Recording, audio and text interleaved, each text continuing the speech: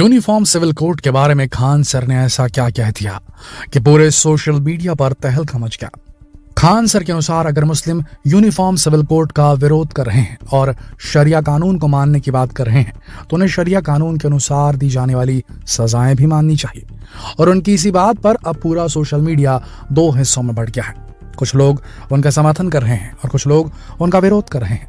आखिर क्या है पूरा विवाद और आखिर क्या है ये यूनिफॉर्म सिविल कोड, जानने के लिए वीडियो को अंत तक जरूर देखें।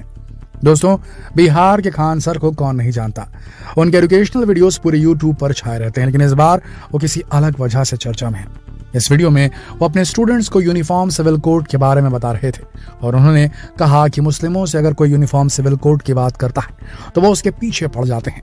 उन्होंने कहा कि यूसीसी का विरोध करने वाले मुसलमान इसे इस्लाम के लिए खतरा बता रहे हैं।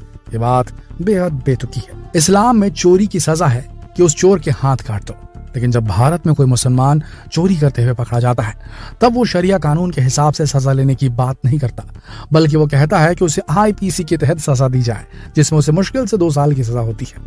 वहां मुसलमानों को इस्लाम नहीं दिखता है कि नहीं? मौलानाओं ने इस्लाम में आईपीसी समान दंड संहिता को खुशी खुशी मान लिया। वो लोग सजा के मामले में क्यों नहीं कहते कि मुसलमानों का कानून अलग है? जब बात महिलाओं की शादी की आती है तो मौलानाओं को याद आ जाता है कि शादी में इस्लाम का अलग कानून है। वहां वे चीख चीख कर बोलते हैं कि शादी के लिए इस्लाम का अलग कानून है। तब वो 4 शादी और 3 तलाक को भी सही ठहराते हैं। तब वे भारत का कानून नहीं मानना चाहते। खान सर का मानना है कि सरकार यूसीसी जरूर लागू करेगी और यह जरूरी है। खान सर का यह वीडियो ऐसे समय आया है दोस्तों जब यूसीसी पर देश भर में चर्चा गर्म है। प्रधानमंत्री नरेंद्र मोदी भी इसकी पैरवी कर चुके हैं।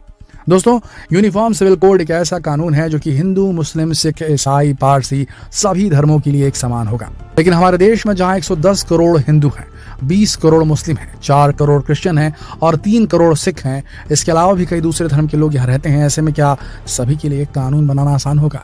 जी नहीं। चलिए जानने की कोशिश करते हैं कि आखिर क्यों। दोस्तों, भारत में पहले से ही कई यूनिफॉर्म लॉज हैं, जिसका सबसे बड़ा एग्जाम्पल है भारत का संविधान।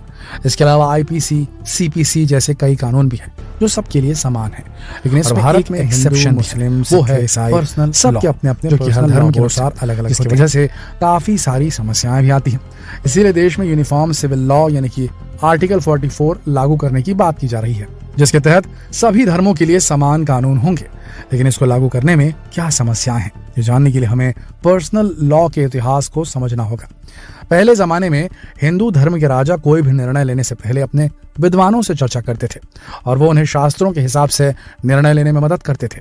उसी तरह मुस्लिम नवाब कुरान में बताए अनुसार ही अपने निर्णय लेते थे। लेकिन जब देश में अंग्रेजों ने शासन किया तो उन्होंने अपना अलग कानून इंग्लिश कॉमन लॉ लागू कर दिया और देश के कई हिस्सों में हाई कोर्ट भी स्थापित कर दिया।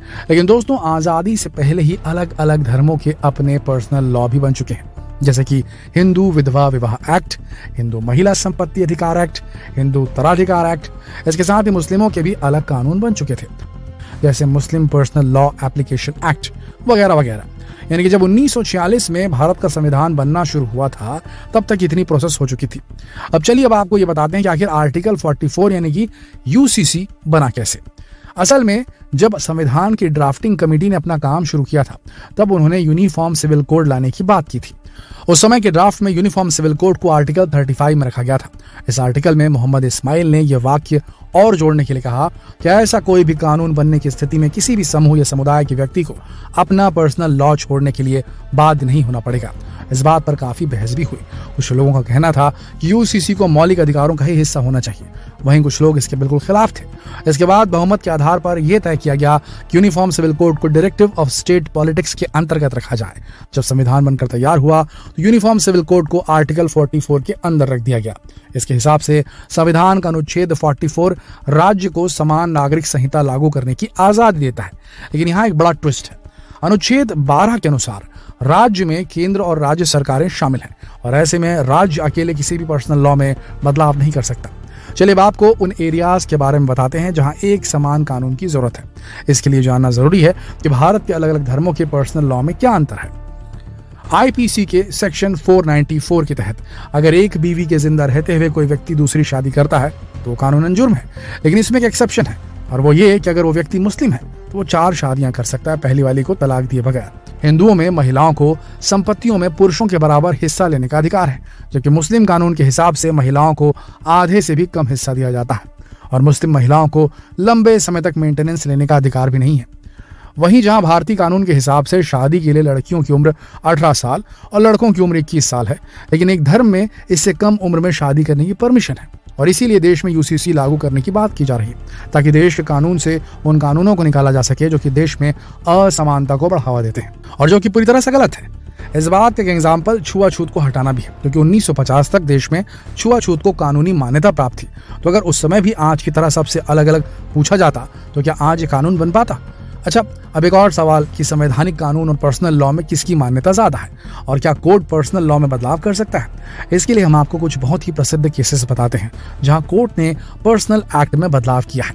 1952 में एक केस हुआ था जो कि काफी प्रसिद्ध भी हुआ था। इसमें एक हिंदू व्यक्ति ने अपनी पहली पत्नी के होते हुए दूसरी शादी की थी और उस व्यक्ति ने कोर्ट में कहा कि उसको उसकी पहली पत्नी से कोई पुत्र नहीं है, तो ऐसे में उसे मरने के बाद अगर उसका पुत्र उसका अंतिम संस्कार नहीं करेगा तो उसे मोक्ष की प्राप्ति नहीं होगी। ऐसे में उसके धर्म के कानून के हिसाब से वो दूसरी शादी कर सकता है, लेकिन कोर्ट ने सारी दलीलों को खारिज करते हुए उस व्यक्ति को सजा दी और Bombay prevention of bigamous marriage act को वैलिड घोषित किया। अब चलिए आपको मुस्लिम पर्सनल लॉ से जुड़े कुछ केस भी बताते हैं। तो इसमें सबसे प्रसिद्ध केस है शाहबानो केस, जिसमें शाहबानो को 40 साल की शादी और 5 बच्चों के बाद उनके पति ने तलाक दे दिया था। हमारे देश में सीआरपीसी के सेक्शन 125 के तहत 125 के तहत महिलाओं को मेंटेनेंस देने का प्रावधान है। शाहबानो ने इसी सेक्शन के तहत अपने पति से मेंटेनेंस क्लेम किया, लेकिन उनके पति ने उनके ही खिलाफ केस दायर कर दिया। ऐसे में 5 जजेस की बेंच ने यह फैसला सुनाया कि मुस्लिम महिलाओं को भी मेंटेनेंस लेने का अधिकार है, लेकिन इस फैसले को उस वक्त की सरकार ने बदल दिया और मुस्लिम वुमेन एक्ट पास कर दिया, जिसमें कहा गया था कि मुस्लिम महिलाएं सेक्शन 125 के तहत मेंटेनेंस क्लेम नहीं कर सकती। इसके बाद 3 तलाक के सारा बानो केस में भी काफी चर्चा में रहा था ये केस, और इस केस में भी कोर्ट ने 3 तलाक को असंवैधानिक करार दिया था। दोस्तों, अगर यूनिफॉर्म सिविल कोड लागू हो जाएगा तो देश के सभी धर्मों को समान अधिकार मिल सकेंगे, लेकिन इसे लागू करने के लिए सभी धर्मों का सम्मान भी जरूरी है। अब देखना यह है कि क्या बीजेपी सरकार अपने घोषणा पत्र में किए गए इस वादे को पूरा कर पाती है नहीं। दोस्तों, आप क्या चाहते हैं कि क्या यूनिफॉर्म सिविल कोड लागू होना चाहिए? अपने जवाब हमें कमेंट सेक्शन में लिखकर जरूर बताएं और जितना हो सके इस वीडियो को शेयर करें फेसबुक पर, व्हाट्सएप पर, यूट्यूब पर। जल्द मिलते हैं अगली वीडियो में, तब तक के लिए आप सबका इस वीडियो के अंदर